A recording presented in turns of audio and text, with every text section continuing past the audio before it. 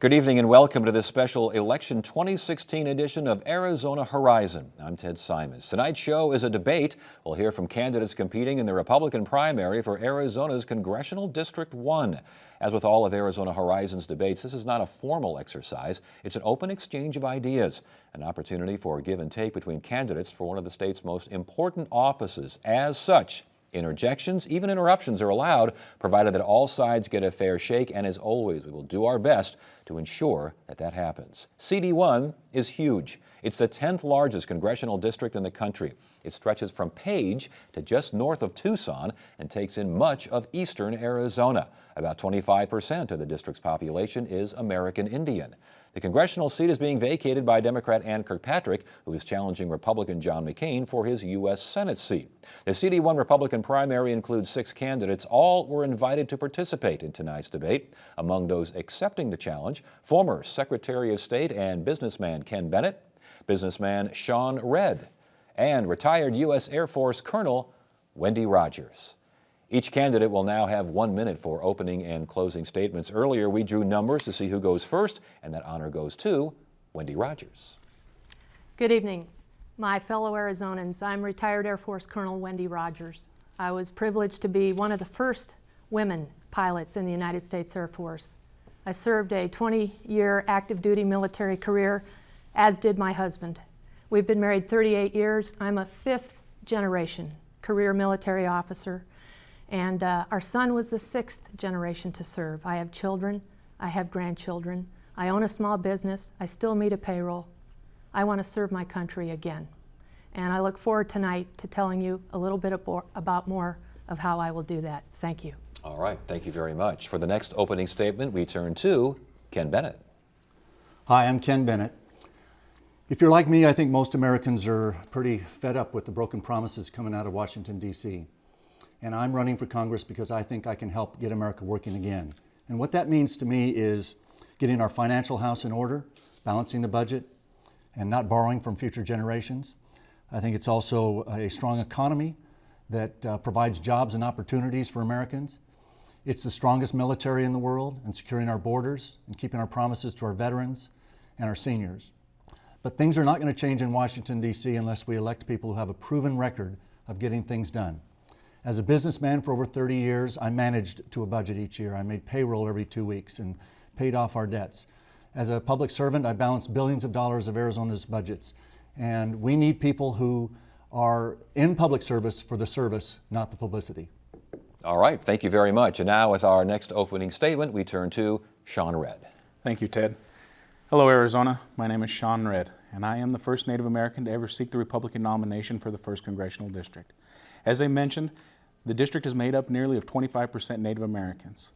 Here in this district, if you value conservative values, we have got to choose and nominate a candidate who is going to go into November with the ability to bring those people to our side and get elected. This district was gerrymandered to include 13 Native American tribes with a very specific purpose, and that was to give the Democrats an advantage. And they have utilized that very strongly. They've won the last 2 congressional races in this district very handily. I'm a lifetime conservative, a lifetime Republican. What does it mean to be a conservative? I believe in less government, less waste, smaller taxes, and better opportunities for our business people. Again, my name is Sean Redd. I am a candidate that can win this fall, and it's a great privilege to be here with you guys today. All right, thank you all very much. Let's get it started here. Wendy, this is a huge, sprawling district. Why do you want to represent this region? Actually, my husband and I have been doing business in the district for 19 years. We own a home inspection company, so we've been inspecting throughout Yavapai, Coconino, Pinal, and Maricopa counties. Our retirement home is in Flagstaff. This is an increasingly Republican district. It's an open seat. I am called to serve, and this is a situation where I fly my own aircraft around the district to reach out to various communities. I actually ride my bicycle to about 100 doors a day in the heat. And there are different mindsets coming from different parts of the district. I poll everybody I talk to. By and large, everyone in this district, however, who I've talked to, is very upset at the prospect of our national security being compromised and the border being compromised. This is where my strengths are, and this is where I plan to serve across the entire district. Sean, why represent this district? Well, obviously, the biggest thing is that I believe in conservative values. I believe in, like I said, the less government, the things that our party stands for. And the Democrats certainly just have an advantage, and that's the reason I'm running. I've never run for political office in my entire life. I've never sought that opportunity. I'm a businessman. I've done business across the Navajo Nation for 20 years. I have friends in a lot of the different tribes. I've been to some of the tribal council meetings here recently. I'm just in a unique position. Like I said, I am the first Native American to ever seek the Republican nomination. It's an opportunity for me to serve our party and to get conservative representation in Washington. Ken, again, I want to know, why do you want to represent this particular district? Well, this is the district I grew up in, Ted, even though a few years ago they gerrymandered Prescott and took it out of the district. But at that time I was living in Phoenix as required by law when I was Secretary of State. So all of a sudden they kind of took my hometown out of the district. But this is where I grew up. Our family business, I personally have driven gasoline trucks and delivered fuel and oil to places as far as Page, all the way down to Tucson, through the Gila Valley and the White Mountains. And so, you know, we had customers who were farmers and ranchers, and we delivered fuel to mines and Native American tribes and all kinds of different people. And it's really who is in CD1. So this is where I have lived all my life. With that in mind, what is the number one need for residents in this district? I think the number one need is a stronger economy that's growing faster and producing more jobs and opportunity than we currently have right now. I think it was just released some statistics at the national level that for the first time in the history of our country, we've had 10 years in a row where the economic growth of the United States economy was less than 2% a year for 10 years in a row. And we need to get our economy growing, and I think people are looking for jobs and opportunities so that they can support their families. Biggest need, biggest issue for District 1? The biggest issue that everyone has told me, again, from my polling of thousands of people at their doors, is national security and the border.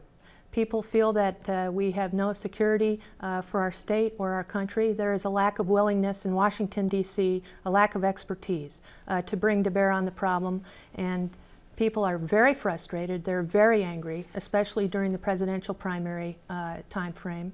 And I had an earful everywhere I went. Sean, we're hearing economy, we're hearing national defense. What do you think the biggest issue is in this district? Well, I'll tell you, it's tough to tie up into one issue, because the 1st Congressional District reaches clear up there from Page and Fredonia and that, clear down to Tucson.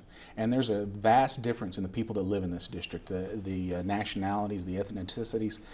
It's a very diverse district, and that's part of the reason I feel like I'm so prepared to represent this district. But to put one title on it, to put one point on it, I would say it's the consistent overreach of the federal government reaching into our lives in whatever fashion they're doing it, whether it's establishing national monuments, whether it's over-regulation by the EPA. The overreach of the federal government is something that everybody is concerned about. Your assessment of the House in recent years has been criticized as a do-nothing Congress. Valid criticism, and would you change that or try to change that?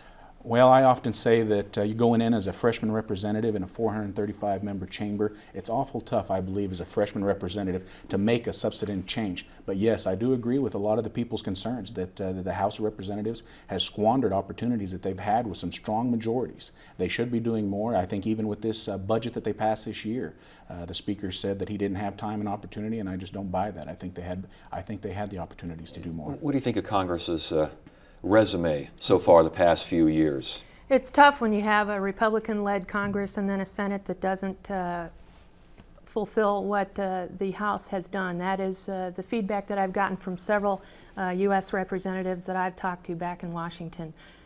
To get things done, you have to find ways to work with people that transcend party. When you're in the military, for example, it's the mission that comes first. Everybody is from somewhere else, and you have to pull together and get the job done. I excel at that. As, again, one of the first women pilots in the Air Force, I had that trajectory in my career where I had to work with people no matter what to fly cargo and troops all over the world to hotspots. As a small business owner, likewise, you have to be able to go to the customer. And the customer tells you what he needs, and you get that done that way. Will you be open to compromise as a lawmaker? Because a lot of folks see partisanship, they see gridlock, they see a do-nothing Congress, and you want to be part of this Congress. I mean, what are you going to do back there? Well, the same thing I did at the state legislature. I had people tell me when I left Prescott and had been on the city council about 10 years before that I'd get down to the state capitol and there'd be 90 people instead of 7 on a city council, and I'd just get lost in the shuffle. But that didn't happen, and I built relationships. During the 4 years I was Senate president, the budgets that we passed that balanced the budget and put $1 billion into the rainy day fund, eliminated accounting tricks and gimmicks that both parties had used for years, but also put more new money into K-12 education and higher education than any other 4 years in the history of the state. Those budgets were supported by 15 out of 17 Republicans and 11 of the 13 Democrats in the state Senate. I think that's evidence of leadership where you can bring strong majorities of both parties together to get things done for the benefit of the state. And that's what I'll do as a congressman from CD1. Let's shift gears here. Your assessment of the current racial tensions in America. What can Congress do about the situation? Well, it's an unfortunate situation that is occurring in the country right now. Unfortunately, I believe a lot of that is at the hands and the fault of the current administration. I think they've been more divisive than many of the past administrations, and it's terrible to see. Again, what you do in the Congress, I strongly believe that as a congressman, your responsibility is to the people of the 1st Congressional District, and that's what I will do. As the first Native American to ever run in this seat, it opens a lot of doors and opportunities for a lot of different minorities, and especially in this district where it is so heavy minority. So my focus definitely in the Congress as a representative will be maintaining local connection and taking care of those opportunities. The racial situation in this country, do you agree that the president is mostly responsible? Is the Congress not responsible? What can Congress do to help ease the situation? I think it lies at the feet of the Commander-in-Chief. As a leader, he sets the tone. His words are carefully chosen, and the nuance that he puts forward when he talks absolutely has an effect on the inner cities and these groups like Black Lives Matter. When, again, I hearken back to a military situation. When a commander in combat sets the tone for his troops, that starts right at the top and it flows downhill. So I lay it squarely at his feet, and Congress, as much as possible, should try to influence him. But when he has a mind to set that tone, and it's divisive, as Sean said, that's a real problem. President to blame, not so much Congress, not so much anyone else. Well, no, I wouldn't put it all on the president, but I think he has unfortunately contributed substantially to evidence or examples of his own behalf of overreacting, of saying things within a few days or hours of one event that then ends up being contradicted by the facts that come out over the ensuing weeks or months. And so the leader of any organization, and obviously the president is the leader of our country, I think sets a very important majority of the tune. But I don't know that it's all his fault. I think we can all do better at not thinking of each other in terms of something Americans. And I look forward to the day when we're Americans instead of African Americans or Native Americans or whatever, that we can all be Americans first, and that our differences are things that we build on and work together. You mentioned Native Americans, and you mentioned, didn't mention, but kind of a reference to folks coming in here. As far as, you mentioned immigration, as a matter of fact. Immigration reform, what do you do? What would you push to have done in Washington? You can't have that discussion until you secure the border. You cannot have... Okay, I got to stop you there because we've heard this many times. Right. Define a secure border. It has to be more secure than it is now. When and if the wall is built, it won't be a 100% solution, but it'll be much better than what we have now. You cannot give up on one method. You have to use a combination of methods. Increased surveillance, empowering the Border Patrol to be not in garrison but on the border. You have to support the troops, the Border Patrol on the border with conviction from Washington. It involves also building the wall. So it is a patchwork quilt of many things that need to be done.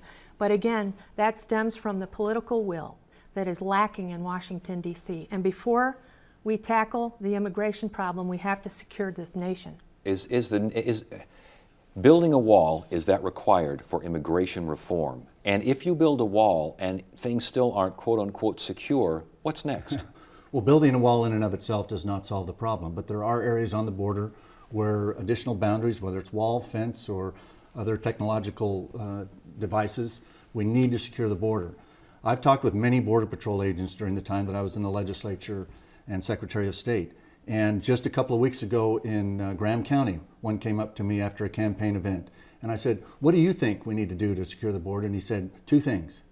Give us the people and the resources that we need and let us do our job. I said, well, how short are you? He says, well, we have 290 people in my area. I said, well, what should you have? He said, we need another 300.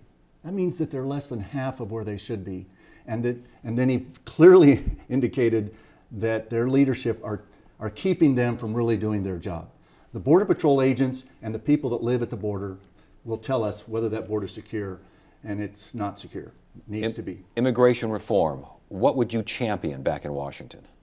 Well, I think you got to focus on the wall. I really strongly believe in that. And you say, well, what kind of a wall do you need? What kind of a security do you need? You just look at the southern border of Mexico, and I think that gives you some pretty good idea of direction of what is needed. Walls are used all over the world, and they're very effective.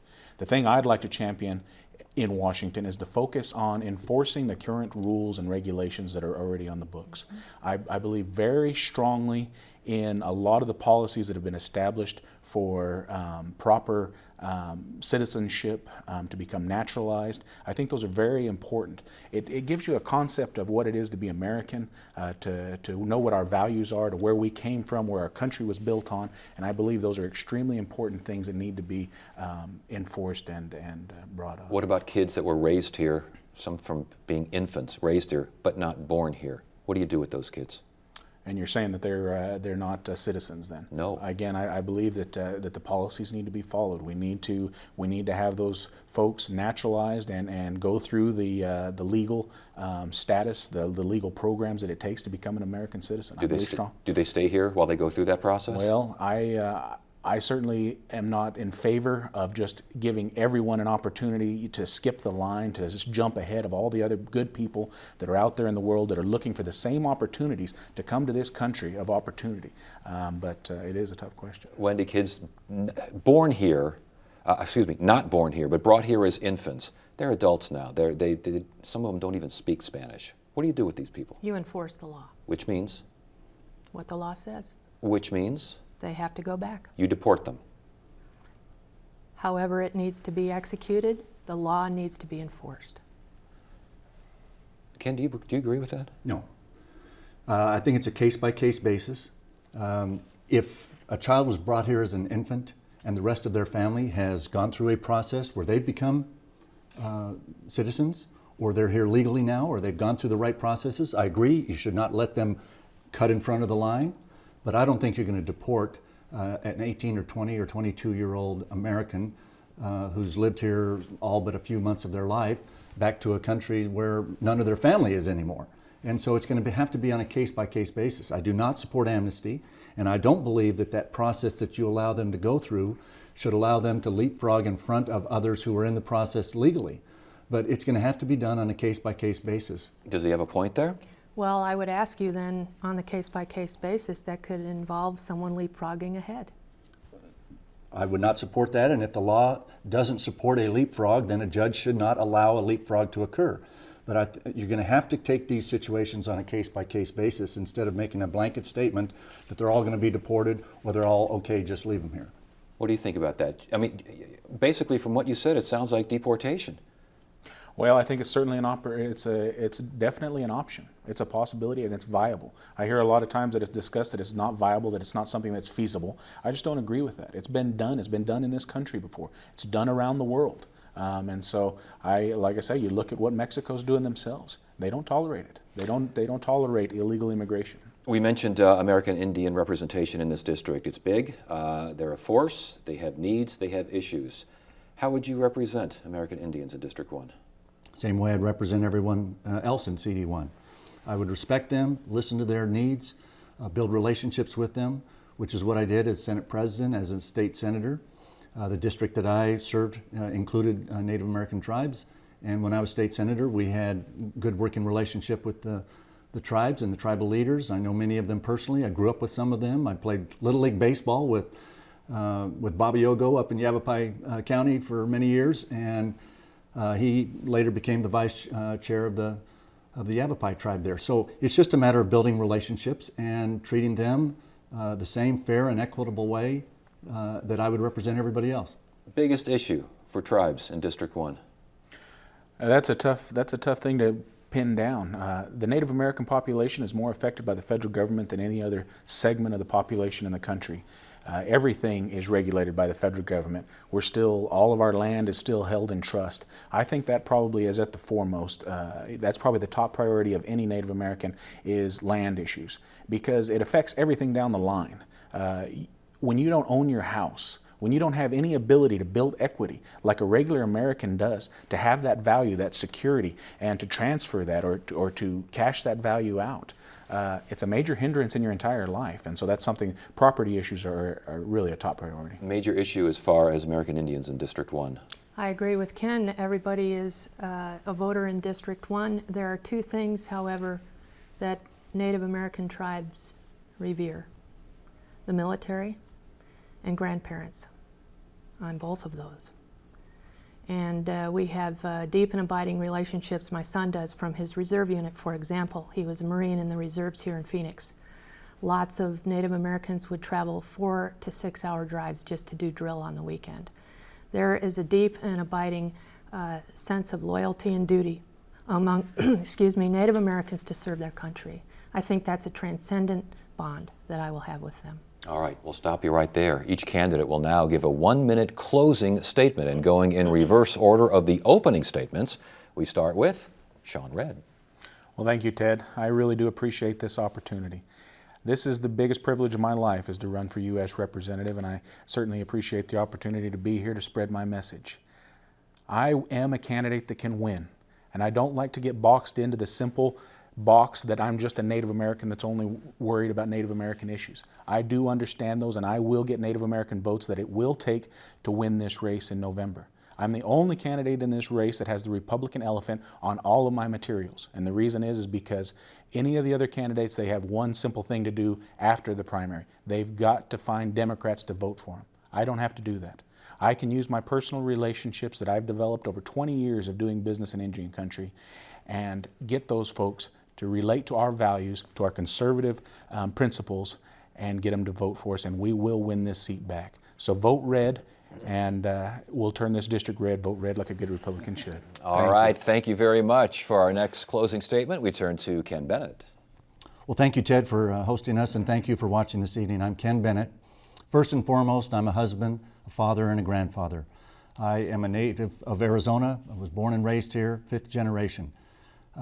There's other good candidates in this race, and I respect each of them, but I would distinguish myself in the following way. And it's represented by two numbers, 16,000 and 40 billion. 16,000 is the number of paychecks I've estimated that I signed as I ran our family business in the Prescott area for 23 or 24 years. I know what it's like to create a job and build a successful business. 40 billion is the value of the Arizona state budgets that I balanced during the 4 years I was Senate President. And as I said earlier, we did it with the majority support of Republicans and Democrats. We need leaders in Washington who have signed the fronts of checks, not just the back, and we need people who can bring people together and get the country moving forward. Ken Bennett, thank you very much. All right, thank you very much. And now, for our final closing statement, here's Wendy Rogers. I'm Colonel Wendy Rogers. I'm going to be your congressman, and I'll tell you why. We have fewer than 20% of congressional members today who've ever served in the military. We are a nation at war, and I think a lot of us have woken up to that fact. We have unrest in our cities, but moreover, we have ISIS as a severe threat, as well as other countries abroad. We need more veterans in Congress. I will serve you honorably. I took an oath to support and defend the Constitution of the United States. I have a reputation for being very forward-leaning. I was the first one in this race in the state to endorse Donald Trump, and I am an unflinching patriot. I'm a 5th generation career military officer. I will defend this country till my dying breath. Wendy Rogers www.arizonahorizontv.org. Please vote for me. Thank you. All right. Thank you, candidates, and thank you for watching this special Election 2016 debate featuring the Republican candidates for Arizona's Congressional District 1. Keep watching Arizona Horizon for debates and political coverage in this important election year. That is it for now. I'm Ted Simons. Thank you so much for joining us. You have a great evening.